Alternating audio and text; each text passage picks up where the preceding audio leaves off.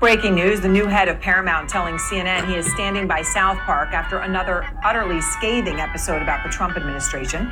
Hey, what the fuck is this, better? This is the painting you asked for, sir. Why is my dick so small? But that's the size it is in the photo. Get this guy out of here! I'm gonna sue you! I'm gonna sue both of you! South Park has never been afraid to cross a line. But this season, they don't just cross it, they torch it. The show aims its flamethrower squarely at Donald Trump and keeps the trigger pressed, turning his carefully polished strongman persona into confetti. This isn't light teasing. It's a sustained public unmasking that drags his mythology. Dominance, wealth, invincibility, into the town square and laughs at it until the echo becomes the whole point. What makes the assault so ruthless is precision. The jokes don't just jab his politics. They lance his ego. South Park builds scenes like bear traps for his insecurities, mocking swagger, puncturing macho posturing, and lingering on the kind of small, humiliating details that land like body shots. The result is brutal. The larger-than-life brand shrinks frame by frame, until the audience stops seeing a titan and starts seeing a punchline wearing a red tie. And they don't let him escape into the shadows. South Park drags his entire orbit into the blast radius. His courtiers, his hype men, the gaudy temples of gold he calls home. So the joke never ends when he leaves the screen.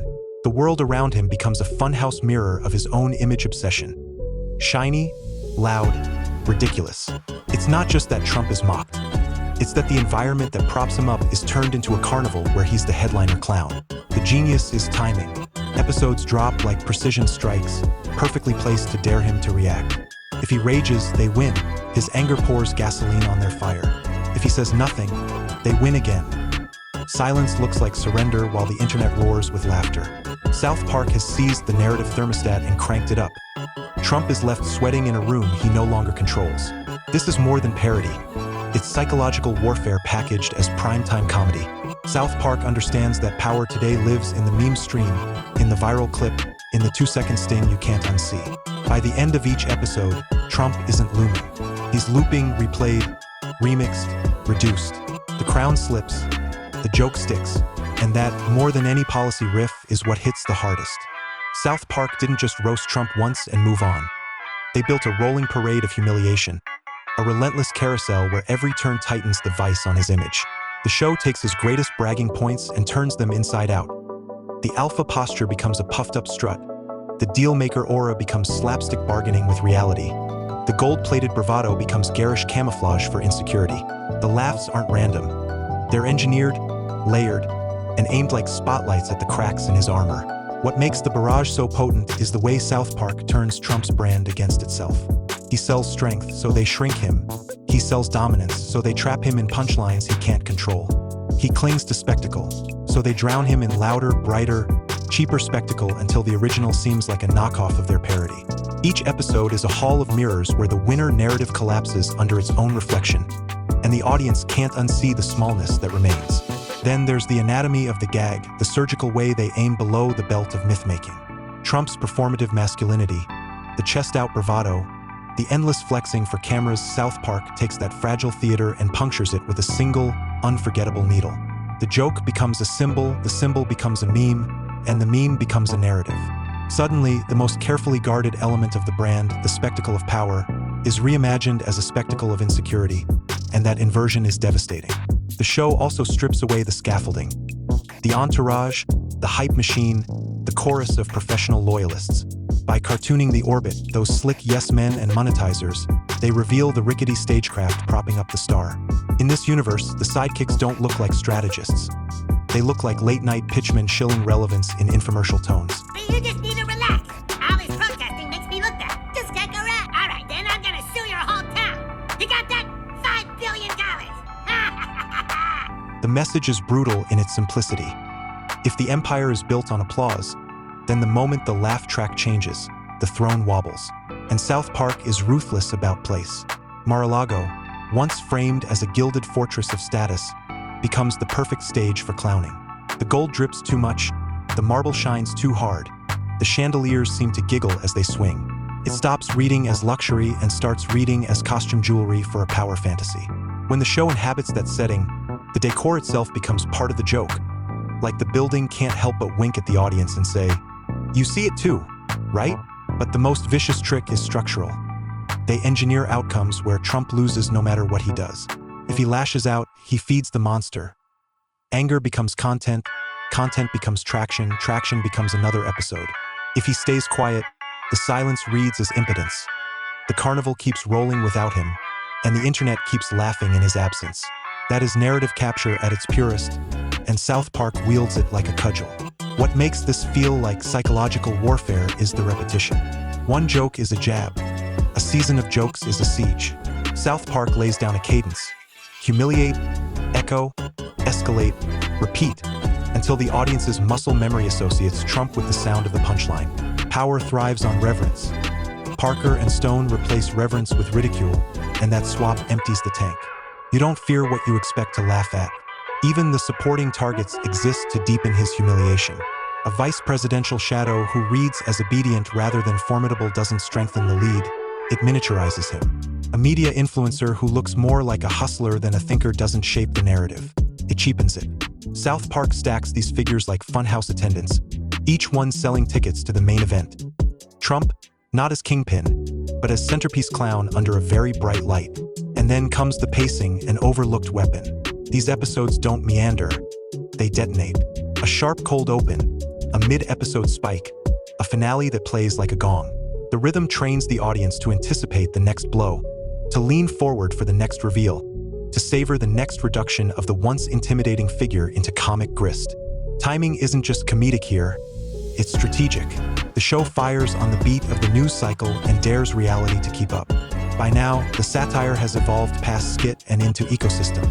The episode births memes, the memes birth discourse, the discourse births headlines, and the headlines feed the next episode. Trump, who once mastered this loop by manufacturing spectacle, finds himself trapped in a parody feedback chamber he can't command. South Park stole the password to his favorite game and changed the rules while he watched. It's this cycle that makes the diminishment feel permanent. Not a single knockout, but 1,000 jabs that teach the audience a new reflex. When his name appears, the mind prepares to laugh. In politics, that reflex is fatal. Authority needs awe, credibility needs gravity.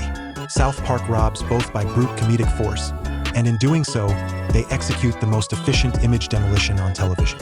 And still, they aren't done. The beauty, cruel beauty, of animation is elasticity. They can stretch the world until the truth snaps into focus. They can turn mansions to circus tents, motorcades to clown cars, speeches to squeaky horns. With every elastic twist, Trump's posturing looks less like sovereignty and more like slapstick. The more he grandstands, the bigger the banana peel they slide underfoot. Gravity does the rest. What's left after the confetti? Just the uncomfortable clarity that Trump's power depended on a narrative spell, and South Park broke it out loud. Not by arguing policy points, but by deflating the performance that sold them. They showed the actor reading lines he wrote for himself and made the crowd see the stage. Once you see the stage, the trick is over. And once the trick is over, the king is just a character.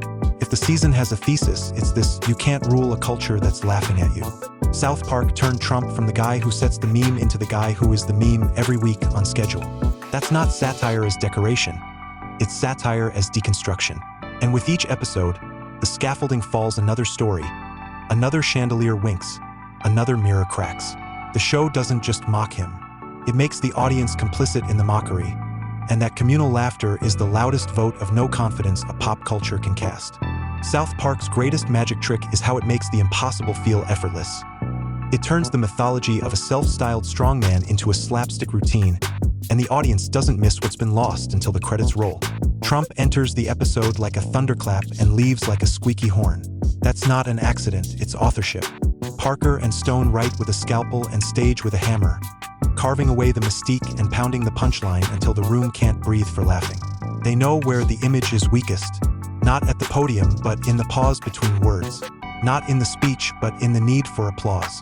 South Park threads its jokes through those seams. Every boast gets mirrored with a pratfall. Every promise finds a banana peel. The editing is merciless. Cut to the gold, cut to the grin, cut to the gag, cut to the audience howling. In those cuts, the myth collapses. It's not grandeur, it's choreography, and the steps are comically simple. The show also understands the economy of symbols. A red tie becomes a metronome for egotism. A podium becomes a magician's box for disappearing accountability. A private club becomes a velvet-walled circus where mirrors lie for money. South Park weaponizes those props until the set design itself laughs. Viewers don't need a lecture, they need a sight gag that explains everything in 2 seconds. The moment it lands, the legend of dominance looks like a costume rented by the hour. And then there's the cadence. South Park crafts a rhythm that turns humiliation into music. Bum bum setup. Beada switch. Boom sting. The beats fall right where applause lines used to be, replacing adoration with laughter, replacing awe with glee. That swap is fatal to the brand. When the crowd's reflex becomes a chuckle, not a cheer, the alpha energy atomizes into glitter. Still spectacle, but it no longer belongs to him. The show holds the tempo, he trips on the one. Trump's orbit only accelerates the demolition. Allies become megaphones for the wrong frequency, shilling, simpering, selling. Their presence confirms the parody. Not a council of strategists, but a rack of infomercials around a brand in clearance. South Park exaggerates, yes, but exaggeration here is a lie that tells the truth. If the empire needs this much noise to feel inevitable, maybe inevitability was always the cheapest commodity on the shelf. The geography of the joke is meticulous. Rooms shine too loudly, marble glares too hard, chandeliers wink like accomplices. South Park stages power like a masquerade ball where the masks keep slipping. Under the satin, the cardboard shows. Under the gold, the glue peeks through. It's not cruelty, it's exposure. The camera lingers just long enough for viewers to realize they're not seeing opulence. They're seeing theater flats braced by wishful thinking. And it kills with repetition. The second time a joke lands, it's funny. The third time, it's culture. By the fourth, it's muscle memory. South Park builds that memory on purpose. Cut, sting, meme, loop. The audience becomes a co-author of the deflation, quoting lines before the scene ends, posting edits before the credits finish. Trump's gift was always to bend the attention economy. The show flips the current and lets him discover what drowning in it feels like. What's astonishing is how little argument is required. No bullet points, no pie charts, just a cascade of images that make authority look silly and certainty look staged. South Park trusts the audience to recognize theater when the backstage lights flicker on. Once you've seen the ropes and pulleys, you can't pretend the levitation is real. The next time the music swells, you smirk. And that smirk is political, laughter with consequences. The cruelty, if you want to call it that, is democratic. Everyone gets it. But the show reserves a special precision for the man who insists on being the center of the frame. South Park meets him in the center and paints a target around his feet. Every swagger becomes setup. Every believe me becomes punchline. He promised to make reality a TV show. The animators obliged and gave him the role he never wanted. Not producer, not star, but running joke. Even silence is scripted against him. If he ignores the episode, the meme machines grind on without him. His absence becomes presence by erasure. If he responds, he validates the premise that the cartoon dictates the conversation. South Park doesn't just predict the move, it builds a scene that makes every possible move look like a pratfall. Chess against animators is a losing game. They control the board and the camera angle. By the season's rhythm, humiliation becomes architecture. The show constructs a house of mirrors with one exit, through the gift shop where your face is on the gag merchandise. That's the brutal elegance of it. South Park monetizes the mockery not with cynicism, but with craft. The gag is built to last. It's replayable, reframable, endlessly recyclable. Meanwhile, the original brand withers under the weight of its own reflections. And so the throne room becomes a stage, the crown becomes a prop, the anthem becomes a ringtone. The show doesn't topple statues, it makes them dance. Once they dance, reverence is gone for good. That's why the season feels epical. Not because it goes there, but because it stays there long enough to change the audience's default setting from intimidation to amusement. A culture that laughs at a ruler is a culture that refuses to be ruled by vibe. In the end, South Park doesn't claim victory. It simply refuses to yield. Week after week, the same verdict. The man who sold invincibility is eminently mockable. The man who sold inevitability is easily paused, rewound, and memed. The punchline isn't that Trump loses power on screen. It's that power on screen was the point all along, and the animators took it from him with paper, pencils, and zero fear. So the credits roll and the echo remains. Not a policy debate, not a courtroom lecture. A laugh that keeps landing because it knows where the image is soft and where the pride is brittle. South Park didn't discover that truth. It staged it. And once staged, it became the lens through which the audience sees him. Forever a little smaller, a little shinier, a little sillier than he wants to be. That's the cost of spectacle. If you live by the show can live without you and make you its favorite joke.